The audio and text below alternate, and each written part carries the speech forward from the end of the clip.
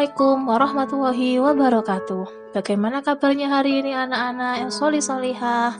Semoga selalu dalam lindungan Allah, selalu sehat walafiat. Jangan lupa selalu memakai masker, cuci tangan, dan menghindari kerumunan. Semoga pandemi ini segera berakhir sehingga kita bisa bertatap muka di sekolahan kembali ya. Pembelajaran hari ini kita sudah menginjak pada pembelajaran ke-7, yakni mari mengenal Rasul-Rasul Allah. Dan kita akan fokuskan pada makna Rasulullah. Jadi kita akan mempelajari siapa sih Rasulullah itu? Nah, Nabi kita siapa? Rasul kita siapa? Kita akan mempelajari itu hari ini. Sebelum kita memulai pembelajaran hari ini, mari kita berdoa terlebih dahulu. Berdoa mulai. A'udzu billahi minasyaitonir rajim. Bismillahirrahmanirrahim. Raditu billahi rabbah wa bil islami dinah wa bi Muhammadin nabiyyan wa rasulah. Rabbi zidni ilma warzuqni fahma. Amin ya rabbal alamin.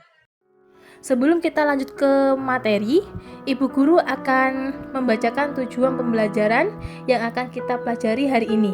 Yang pertama, memahami makna Rasulullah. Yang kedua, memahami perbedaan Rasul dan Nabi. Dan yang ketiga, memahami tugas Rasulullah. Bisa dilihat di sini ada gambar seseorang yang sedang menaiki kuda di padang pasir, tetapi tidak diperlihatkan wajahnya. Kita perumpamakan itu sebagai Nabi Muhammad. Kenapa ya kok Nabi Muhammad ini tidak pernah ditampakkan wajahnya? Kalau kita lihat di gambar-gambar atau di film-filmnya tentang perjuangan Nabi Muhammad gak pernah ditampakkan mukanya, wajahnya. Hanya ada sinar, biasanya dengan tuliskan Muhammad SAW. Kenapa? Ditakutkan nanti bisa menjadi bahan pemujaan. Saking tampannya Rasulullah, karena Rasulullah itu sangatlah tampan, Nabi Muhammad itu sangatlah tampan.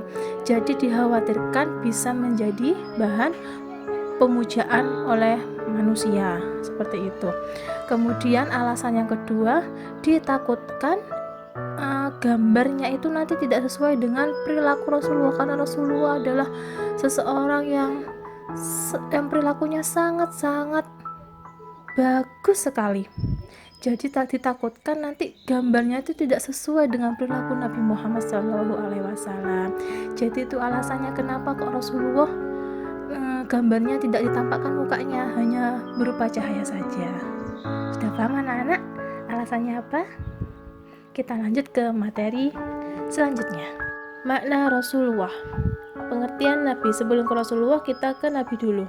Nabi adalah seorang laki-laki yang menerima wahyu untuk dirinya sendiri dan tidak berkewajiban menyampaikan wahyunya kepada orang lain.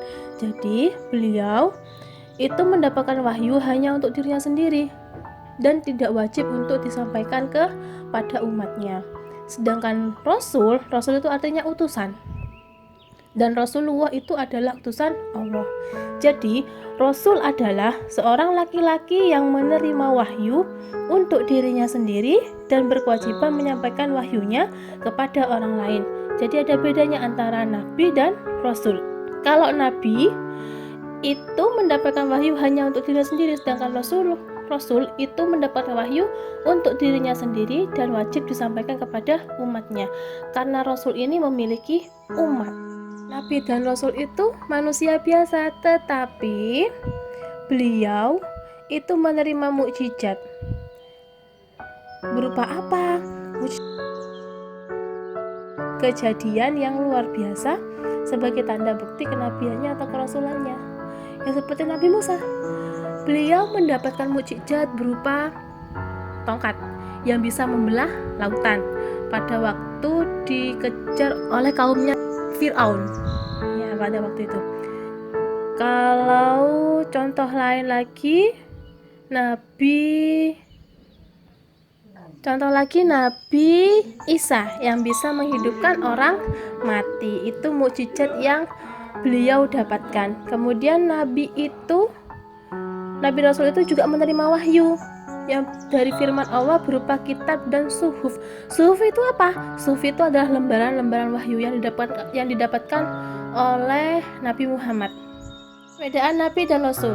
Kalau Nabi tidak berkewajiban menyampaikan wahyu, tidak memiliki umat. Artinya, kalau Nabi itu meneruskan umat Rasul sebelumnya dan belum tentu Rasul. Sedangkan Rasul berkewajiban menyampaikan wahyu, memiliki umat, dan sudah tentu Nabi. Jadi Rasul itu diutus kepada umat tertentu. Contohnya Nabi Musa. Nabi Musa itu diutus untuk kaum Bani Israel. Jadi Nabi Musa ketika mendapatkan wahyu itu wajib disampaikan kepada kaum Bani Israel. Pesan tentang Rasul dan Nabi ini dijelaskan pada Surat Al-An'am ayat 48 yang bunyinya A'udzubillahi minasyaitonirrajim. Bismillahirrahmanirrahim. Wa ma nursilul mursalina illa mubasysyirina wa mundzirin. Yang artinya, dan tidaklah kami mengetahui para rasul itu melainkan untuk memberi kabar gembira dan memberi peringatan. Jadi rasul itu memberi kabar gembira dan peringatan. Berupa apa sih kabar gembira dan peringatannya? Kalau kabar gembiranya berupa janji Allah terhadap orang yang beriman dan bertakwa.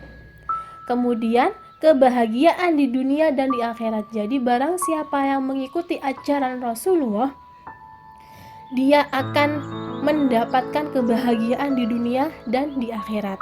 Sedangkan peringatannya apa? Yaitu berupa ancaman terhadap orang yang durhaka dan yang ingkar kepada Allah. Kemudian azab dan kesulitan di dunia maupun di akhirat. Barang siapa yang tidak mengikuti ajaran Rasulullah, maka dia akan disiksa nanti di akhirat. Itu kabar gembira dan peringatan yang Rasul bawa melalui wahyu yang disampaikannya. Bagaimana? Sudah paham? Kalau sudah paham, kita lanjut ke tugas Nabi dan Rasul. Nabi dan Rasul diutus ke dunia itu mempunyai tugas dari Allah. Apa saja sih tugasnya? Mari kita baca dulu ya. Yang pertama yaitu menegakkan kalimat tauhid. Yang kedua, membawa rahmat. Dan yang ketiga, menyeru manusia untuk menyembah Allah Subhanahu wa Ta'ala. Yang keempat, memberikan petunjuk ke jalan yang benar. Yang kelima, membawa kabar gembira dan peringatan. Dan yang keenam, memberi suri teladan yang baik.